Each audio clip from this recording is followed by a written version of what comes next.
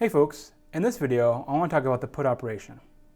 So up top, right, I basically have what the API says, right? The put operation, right, in a symbol table should put a key value pair into the table.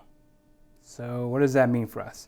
So in our kind of diagrams, we basically have been drawing the keys like this. We have a node, right, and we basically put some value in there. So let's say I put in the value, for example, 15. Right, this would be one thing. Right, or maybe we could put something else in. Maybe we put, for example, a number 1. Okay, so what do we want to do, right? Conceptually, what should we do? So let's say, right, I start with, for example, the 15. How would I add it to my tree? Well, I'm going to have to start somewhere. I'm going to start at the root. Right. Overall, my goal here, right, is to add this new node, right, and the node means key value pair to this tree, right. And I want to add to the tree, and I want to keep the tree as a binary search tree. If I add it, somewhere randomly, right, all of a sudden it won't be a BST anymore. It'll be some other tree structure, and it won't do me any good, right. My algorithms will no longer work. If you think back to get, maybe what you may kind of realize, right, is that get actually requires a BST, right? In order for it to make those left-right choices of where it wants to go, it has to be looking at a BST. It can't have an arbitrary tree, right? If it has an arbitrary tree, it'll just get lost. It needs to be, in a binary search tree order. So we want to basically be able to add this node, right, or add this key, in the tree while preserving that BST property. All right. So what do we do here? We have to start at the top, right, because it's like, well, I only have the root. What else can I do? Start at 8. And then what I can actually give is the following. Just do what get does, okay? Because get, right, get basically goes to the place in your tree where the node would be if it was there, okay? And maybe actually I'll change up my case a little bit here. Let's actually change this from a 2 to a 1. That way I have one case of it's there and one case of it's not there. So yeah, right, so imagine how you're doing get on 15. What happens? Start at 8, mismatch, it's too large, so then I'll go to 8's right. So go down to 8's right, that's a 10. The 10 basically, well, that one's also a mismatch. 15 is larger than the 10, go to its right, right? And normally, right, what happens, right, is I have my x value, right, would trace to the tree, right, in terms of get, and I would end up here looking at a blank space. And I'd be like, well, I don't need to know what to do, right? I'm lost. That's actually perfect for put though, because then put says, you know what, I'm going to add a new node there. Right, I've gone to an empty space, which is a space in this tree that 15 would have been if it was there. It's not there, that means I don't have a 15, so I'll go ahead and put my new 15 there, right? So I've added a new thing there.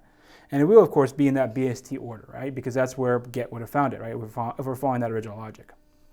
So I end up with my 15 over there. And I have my tree expanded now, right, with that 15 in there. So all is good. All right. Other case, right, is something that does exist in the tree, right? Again, we just do what get does. So get, right, would start at the top for 2, right? So let's say, right, so we did this one, right? Let's take a look now at 2 instead. Start at the top, 2 is smaller, go to the left. Well, mismatch, so go to the left. Compare it again, mismatch, smaller, so go to the left. Then you end up over here. Well, then I have a match, right? And it's not going to really show up in our diagramming here, but basically, right, if I'm doing a put, right, if I do a put on something that's already in the symbol table, I want to update the value, right? So there would be some value behind the scenes. So for example, right, maybe this thing had the letter A there, right? That was the value of that 2. And over here I have B, right? That's the value associated with the key 2. Well, over here, right, basically what happened is this gets updated, right? So all of a sudden that's no longer an A in there.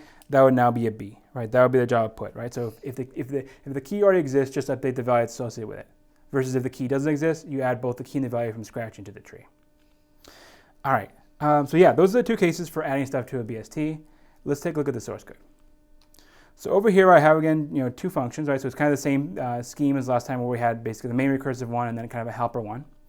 So initially, right, I have this one function or one method, right, that has the key and the value, the things I want to add, right? And then I have my helper, which basically adds another thing for that x variable, right? For that little pointer that I'm moving down my tree to go look for where I'm adding something. All right. So one big note here, right? And this is very important for understanding this, right? So we look at this, right? This has a return type of node, okay?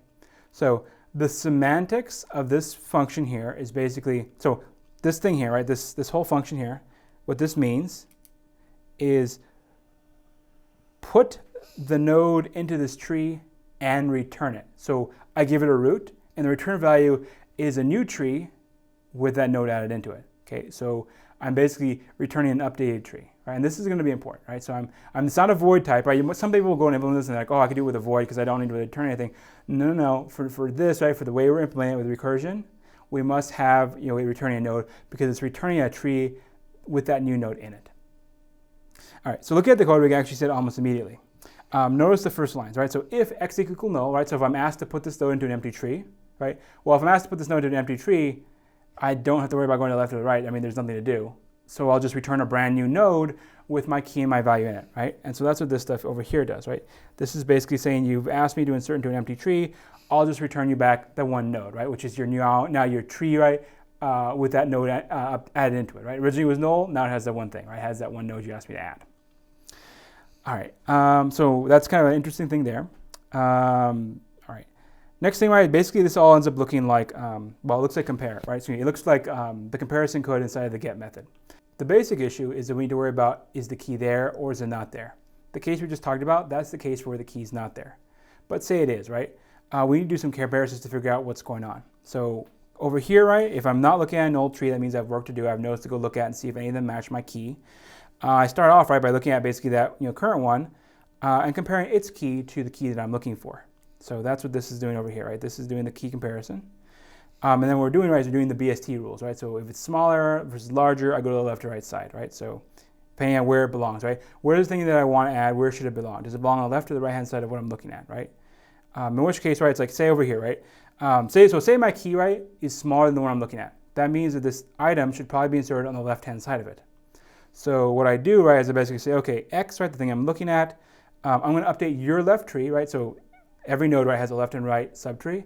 I'm going to update its left subtree to be a new tree with that node added into it, right? So here I did a put on X's left. So the input to that, right, was on the X's left subtree. And I get back from put, right, the return value of this whole side here is basically a new tree based off the left-hand side of that X node with the new thing added into it. And then I'll assign it to X, right? So X basically gets updated, right? We start with its left-hand tree, add a thing to it, and then update it so that it's now looking at the new, updated left-hand tree. So yeah, same thing happens for the right-hand side, right? We basically are doing an update, right? We put in the right-hand side tree, get back out the right-hand side tree with the new key and value added back into it. Other cases, of course, if they're equal, we just update the value. Good to go. We don't need to construct a new node, right? It's already done. The final thing in here is basically to update size. So as you're doing your put, right, you will have taken a node, right, and you will have added that node. You will potentially add that node into a tree. If you add the node into the tree, what that means is we need to update that n variable because that n variable is representing basically the size of that, well, the size of the tree rooted at a particular node, right? Every node carries the size of everything beneath it. And so it's like here, right, we're looking at node x, right? That's kind of our input. And so we update its n, right? So x's n is basically the size of the left side plus the size of the right side plus 1, right? So this is for the actual node, right, you're looking at, right, the root. And then it's like, well, how many nodes on the left child side? How many nodes are on the right-hand side, child side? Add them together, you get the total size of that tree. All right, so there you have it. This is the primary code for doing a put algorithm, right, on top of a binary search tree. If you want, right, you can look at this algorithm again, right? This is kind of another trace from the book.